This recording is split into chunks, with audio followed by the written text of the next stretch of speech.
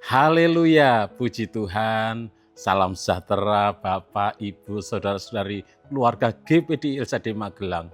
Resilient, tangguh dalam Tuhan. Kembali hari ini kita akan bersama-sama belajar firman Tuhan di dalam Renungan 79. Saya akan membacakan sebuah ayat di dalam 1 Samuel pasal 8 ayat yang ke-7. 1 Samuel pasal 8 ayat yang ke-7, demikian bunyi firman Tuhan. Tuhan berfirman kepada Samuel, dengarkanlah perkataan bangsa itu dalam segala hal yang dikatakan mereka kepadamu. Sebab bukan engkau yang mereka tolak, tetapi akulah yang mereka tolak, supaya jangan aku menjadi raja atas mereka. Puji Tuhan Bapak Ibu Saudara, renungan firman Tuhan hari ini saya beri tema perisai iman. Perisai iman. Di dalam 1 Samuel pasal yang ke-8, bangsa Israel mulai merasa tidak puas dipimpin langsung oleh Tuhan. Dan bangsa Israel melihat bangsa-bangsa lain, bangsa-bangsa yang ada di sekitarnya, bangsa-bangsa yang ada di dunia, bahwa bangsa-bangsa lain itu mereka dipimpin oleh seorang raja.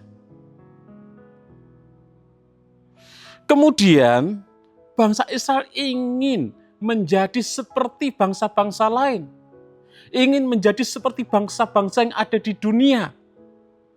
Sehingga bangsa Israel datang kepada Samuel dan berkata, di dalam 1 Samuel 8 ayat yang ke-6 di sana dituliskan, berikanlah kepada kami seorang raja yang memerintah kami. Mereka meminta seorang pemimpin, seorang raja yang akan memerintah mereka. Mereka ingin menjadi seperti bangsa-bangsa yang ada di dunia ini. Mereka ingin sama dengan bangsa-bangsa lain. Dan permintaan itu kelihatannya sepertinya wajar-wajar saja secara manusia. Namun Tuhan melihat akar masalahnya. Kenapa bangsa Israel meminta seorang raja untuk memimpin mereka? Mengapa bangsa Israel meminta seorang raja untuk memerintah mereka? Karena mereka kehilangan iman. Bangsa Israel tidak lagi merasa aman di bawah pemerintahan Tuhan. Mereka ingin seorang pemimpin yang dapat dilihat, seorang pemimpin yang dapat disentuh, seorang pemimpin yang dapat dibanggakan, dan lain sebagainya seperti bangsa-bangsa lain. Dan disinilah pentingnya perisai iman. Perisai iman bukan hanya untuk menghadapi penderitaan saja, tetapi juga harus melindungi hati kita. Perisai iman juga untuk melindungi hati kita dari godaan hidup mengikuti cara-cara duniawi. Jadi perisai iman bukan hanya untuk menghadapi penderitaan, tetapi juga untuk melindungi hati kita dari godaan-godaan cara-cara hidup duniawi yang tidak sesuai dengan kehendak Tuhan.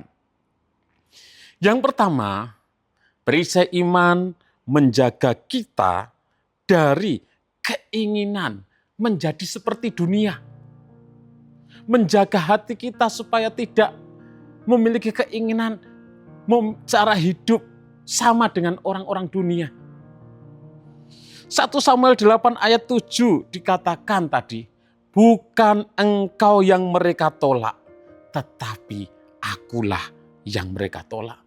Tuhan memberitahu kepada Samuel bahwa bangsa Israel tidak menolak Samuel, tetapi bangsa Israel menolak Allah. Bangsa Israel menolak Tuhan, bukan dengan secara langsung menyembah kepada berhala, menyembah kepada patung-patung, tidak.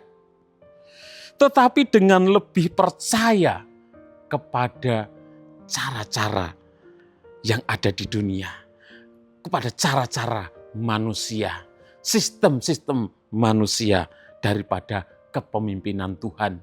Sehingga mereka minta seorang raja, mereka mau dipimpin oleh seorang raja yang bisa dilihat. Mereka mau mengikuti cara-cara manusia, sistem-sistem manusia, sistem yang ada di dunia ini. Padahal sebelum itu mereka dipimpin langsung oleh Tuhan. Pemerintahan teokrasi, Allah yang memimpin langsung bangsa Israel. Tentunya melalui perantara seorang nabi, seorang imam. Tapi mereka sudah tidak merasa puas. Mereka ingin menjadi sama dengan bangsa-bangsa lain yang ada di dunia ini. Mereka berkata, berikanlah kepada kami seorang raja yang memerintah kami. Kami ingin seorang pemimpin, seorang raja yang dapat kami lihat. Kami ingin menjadi seperti bangsa-bangsa lain, bangsa-bangsa yang ada di dunia ini. Inilah serangan terhadap iman mereka. Hari ini pun ada banyak orang percaya mengalami hal yang sama. Lebih percaya uang daripada Tuhan. Sehingga dalam hidupnya mengandalkan uang. Wah, kalau sakit, yang penting punya uang, punya duit, bisa berobat ke luar negeri. Di sana dokternya hebat-hebat. Lebih mengandalkan uang daripada Tuhan.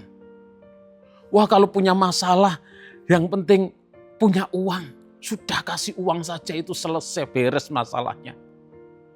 Daripada mengandalkan Tuhan. Panah-panah api dari si jahat sering kali datang dalam bentuk rasa iri. Wah, kami kok tidak seperti bangsa lain. Bagaimana kalau kita ikut seperti mereka? Bisa juga dalam bentuk ketakutan akan masa depan. Kekhawatiran. Wah, ini bangsa kita ini Israel, kita nggak punya pemimpin yang bisa dilihat, nggak punya seorang raja. Sedangkan bangsa lain ada rajanya. Dan lain sebagainya. Karena itu Efesus berkata, dalam segala keadaan pergunakanlah perisai iman. Perisai iman berkata, aku tidak harus sama dengan dunia. Aku tetap percaya kepada Tuhan meskipun belum melihat. Meskipun tidak melihat, aku tetap percaya kepada Tuhan. Seorang tentara Romawi membawa perisai besar yang menutupi hampir seluruh tubuhnya. Dan ketika panah api datang, maka perisai itu menjadi pelindung utama yang menangkis dari serangan-serangan panah-panah api musuh. Demikian juga iman kita, perisai iman kita. Iman tidak membuat panah berhenti datang. Perisai tidak membuat panah berhenti datang. Tetapi iman membuat panah itu tidak membakar hidup kita. Panah itu tidak melukai tubuh kita karena ada perisai iman. Yang kedua, perisai iman membuka jalan bagi kuasa Roh Kudus. Dalam 1 Samuel 10 ayat 6 dikatakan di sana, maka Roh Tuhan akan berkuasa atasmu. Engkau akan kepenuhan bersama-sama dengan mereka dan berubah menjadi manusia lain. Ketika bangsa Israel meminta seorang raja, kita tahu dalam kisah tersebut akhirnya Saul lah yang dipilih oleh Tuhan, ditunjukkan menjadi raja yang pertama di Israel. Saul bukan orang yang sempurna. Tetapi ketika roh Tuhan turun, hidupnya berubah. Dan ini pelajaran penting bagi kita. Perisai iman bukan sekedar bertahan dari serangan, tetapi juga membuka hati untuk dipenuhi Roh Kudus. Ketika kita percaya sungguh kepada Tuhan, beriman sungguh kepada Tuhan, kita akan membuka hati kita sehingga Tuhan, Roh Kudus itu masuk memenuhi hidup kita. Orang yang hidup dalam iman akan lebih peka mendengar suara Tuhan. Orang yang hidup oleh iman akan lebih kuat menghadapi pencobaan. Orang yang hidup oleh iman akan lebih berani melakukan kehendak Tuhan. Karena dia punya perisai iman, punya keyakinan yang sungguh kepada Tuhan. Namun tanpa iman, seseorang mudah dikendalikan oleh ketakutan, mudah dikendalikan oleh kekhawatiran, kecemasan. Tetapi ketika Roh Kudus bekerja, ketakutan akan berubah menjadi keberanian. Sebab Allah memberikan kepada kita bukan roh ketakutan, tapi roh yang membangkitkan kekuatan dan ketertiban. Petrus pernah mengalami takut sehingga dia menyangkal Yesus. Namun setelah Petrus dipenuhi oleh Roh Kudus, Petrus berdiri berkhotbah di depan ribuan orang dengan berani, dengan tidak ada rasa takut. Roh Kudus bekerja luar biasa dalam hati orang yang percaya. Bapak, Ibu, Saudara, ketika kita memiliki perisai iman, percaya kepada Tuhan, kita akan membuka hati kita untuk Tuhan memenuhi hidup kita. Roh Kudus menjamah, memenuhi, memimpin hidup kita. Dan yang ketiga, perisai iman harus dipakai dalam segala keadaan. Efesus 6 ayat 16 dituliskan di sana, dalam segala keadaan pergunakanlah perisai iman. Artinya saat kita berhasil, kita menggunakan perisai iman, kita percaya bahwa itu semua karena Tuhan, karena pertolongan Tuhan. Sehingga kita tidak menjadi sombong. Ketika kita mengalami kegagalan, kita gunakan perisai iman.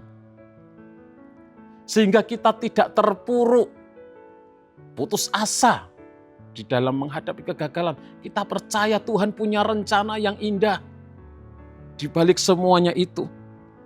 Saat kita mungkin sehat, kita gunakan perisai iman. Sehingga kita gunakan kesehatan hidup yang sehat itu untuk melakukan hal-hal yang baik, hal-hal yang benar. Ketika kita sakit pun kita juga gunakan perisai iman. Kita percaya Tuhan punya rencana, Tuhan tetap menyertai, Tuhan tidak meninggalkan sehingga kita tidak patah semangat. Jangan hanya memakai perisai iman saat keadaan buruk saja. Tapi dalam segala keadaan pergunakanlah perisai iman. Iman juga harus dipakai ketika hidup sedang nyaman. Sebab seringkali justru kenyamanan membuat seseorang itu menjauh dari Tuhan. Bangsa Israel jatuh bukan saat perang, tetapi saat mereka mulai ingin seperti bangsa-bangsa lain. Saat mereka ingin seperti bangsa-bangsa yang ada di dunia ini. Bapak Ibu yang dikasihi oleh Tuhan,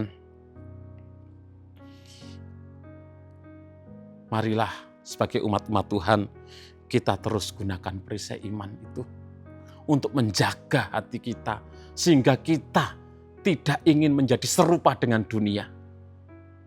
Tapi kita tetap hidup di dalam Tuhan, di dalam kebenaran Tuhan, di dalam firman Tuhan. Dan buka hati, Roh Kudus sanggup mengubahkan setiap kehidupan kita. Tuhan Yesus memberkati. Terima kasih kepada Bapak Ibu Saudara yang dengan setia mengikuti Renungan 79. Bagi Bapak Ibu Saudara yang ingin didoakan dengan pokok doa tertentu atau ingin menyampaikan kesaksian, dapat menyalurkan melalui chat WhatsApp di nomor 0813 2742 0088. Mari kita berdoa. Terima kasih Tuhan, Kami bersyukur kami boleh menjadi umat-umat ketebus-Mu. Kami boleh percaya kepada Engkau Tuhan, dan Engkau senantiasa menyertai kami, memberkati kami. Tuhan terus memimpin kami, penuhi kami dengan Roh Kudus-Mu. Tuhan terus senantiasa memelihara iman kami, sehingga kami boleh terus terarah kepada Engkau, tetap kuat di dalam Engkau Tuhan. Yalah kami boleh terus hidup di dalam kebenaran-Mu, tidak menjadi serupa dengan dunia ini, tapi kami hidup sesuai dengan kehendak-Mu, sesuai dengan firman-Mu Tuhan. Roh Kudus yang selalu memimpin, memampukan kami. Berkati seluruh keluarga GPD El Shaddai Magelang dimanapun mereka berada. Kiranya kami keluarga GPD El Shaddai Magelang tidak menabur dalam daging, tetapi kami menabur dalam roh dan menuai hidup yang kekal dari roh. Dalam nama Tuhan Yesus kami berdoa bersyukur. Haleluya. Amin.